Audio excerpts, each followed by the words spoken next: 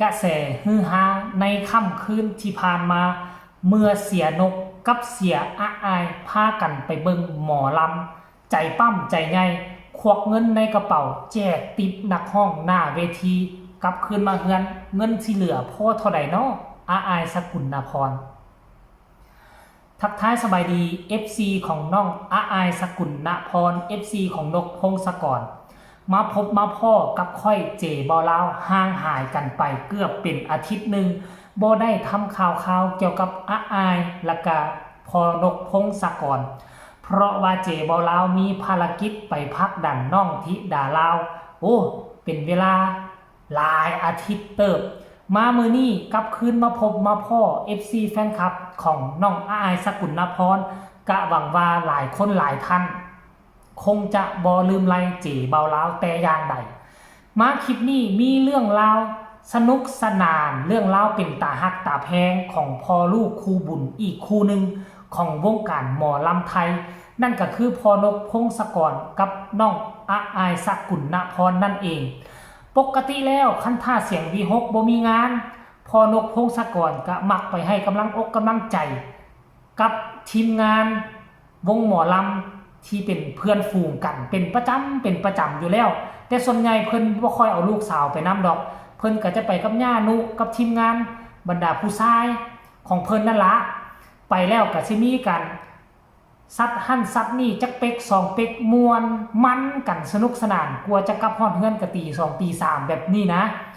แต่บ่ฮู้ว่าคิดจังได๋ครั้งนี้เอาน้องอาอายสกุลนพรไปนำความบันเทิงมันจึงเกิดขึ้นอีกในรูปแบบหนึ่งจากเดิมพอนกพงศกรไปแล้วก็ไปลุยไปมวนกันอยู่หน้าห้านเวทีไปครั้งนี้กับมวนในอีกรูปแบบหนึ่งฮู้บ่อาอายควักเงินในกระเป๋าไปแจกติปศิลปินแจกติปนักห้องกันละเนละนาดไปหอมแก้มศิลปินคนนั้นไปกอดผู้นี้ไปขอถ่ายรูปนำศิลปินคนนั้นโอ้ยเขินว่าซั่นจังว่ามาเป็นตาสั่งแท้ลูกเต้าเหล่ากาคนใดอาอายสกุลนพรเอ้ยเนาะว่าที่ดาลาวหน้าฮักแล้วมาเจอเอื้อยอาอายยิ่งหน้าฮักเข้าไปใหญ่อีกไผจะไปคิดไปฝันพอนกพงศกรก็ไปแล้วก็ถ่ายรูปอยู่หน้าอันห้านหมอลำวันนี้พาลูกหรือว่าพาเด็กมาดูหมอลำงดการดื่มอีหยังจักอย่างนี่แหละท่านผู้ชม FC แฟนคลับหลายคนเห็นแล้วก็ดีอกดีใจในที่สุดเพิ่นก็ได้ไปกับพ่อของเพิ่นแล้วว่าซั่นเด้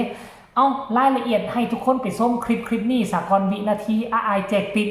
แล้วก็กอดศิลปินหอมแก้มศิลปินซึ่งเป็นภาพบรรยากาศที่สุดยอดหลายค่อยเบิ่งหลายรอบและก็มีหอยยิ้มเบิ่งแล้วจึงมาพ้อกันในช่วงต่อไปเด้อ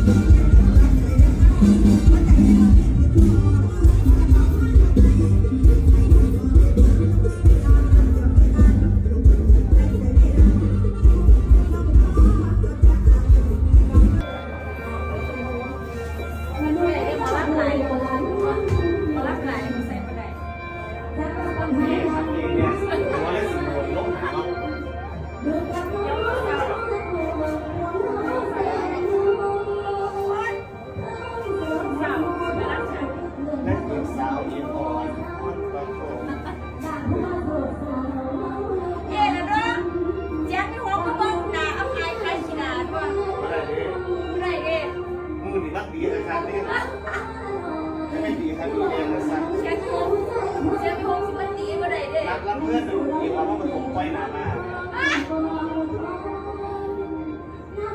แอนนะสัตว์ลูกเมื่อบรรยากาศกับแอนนะสัตว์มาอย่าง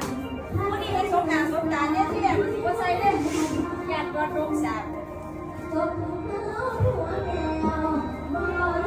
ไม่ได้ไปเอาฟังเส้นเลยมาได้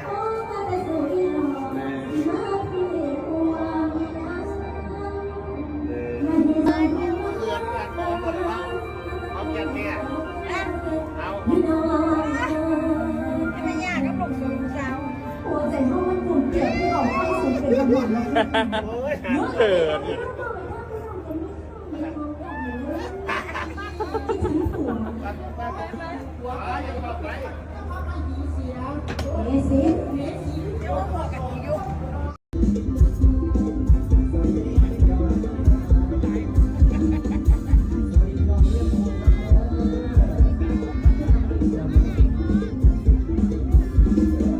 ใหญ่พออีดีว่ะ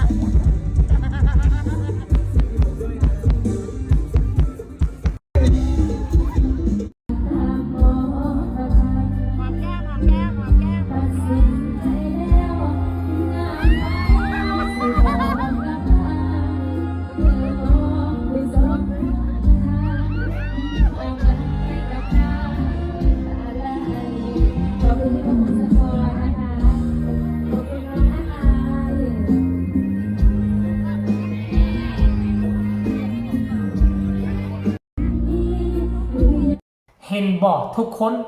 อาอายก็คืออาอายวันยังค่ำตั้งแต่เข้าวงการหน้าฮักแบบใดมาปัจจุบันนี้ก็ยังหน้าฮักแบบนั้น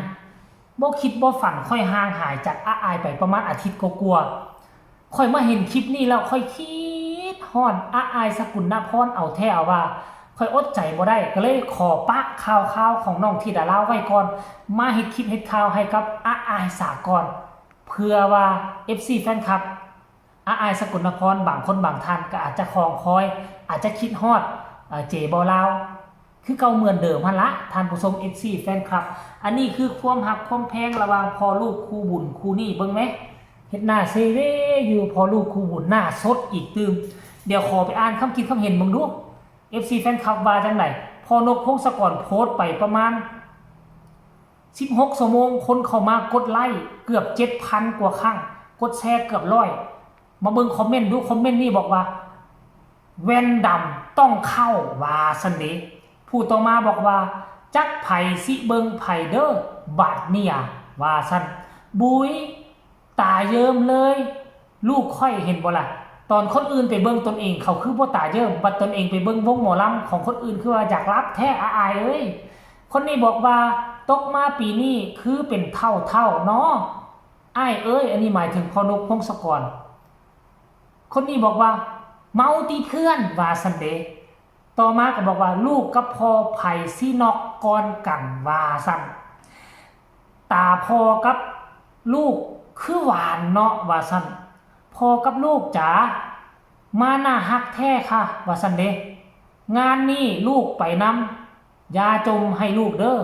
ให้ลูกจมฮ่าฮ่ามาสั้นมาเบิ่งอีก 2-3 คอมเมนต์ก็แล้วกันคืนนี้มีคนมาคุ้มพอจะด้วยน่ารักจังอาอายนี่คือคำคิดเห็นของบรรดา FC แฟนคลับหลังจากเห็นเสียอาอายกับเสียนกพงศกร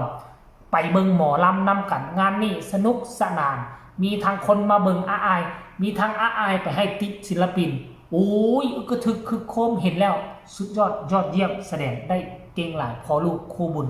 ฝากฟังคลิปนี้ไว้อ้อมอกอ้อมใจ FC อายใครมีคำตำหนิติชมคำคิดคำเห็นส่งข่าวมาได้ทั้งใต้คอมเมนต์สำหรับคลิปนี้ขอกล่าวคำว่าสบายดี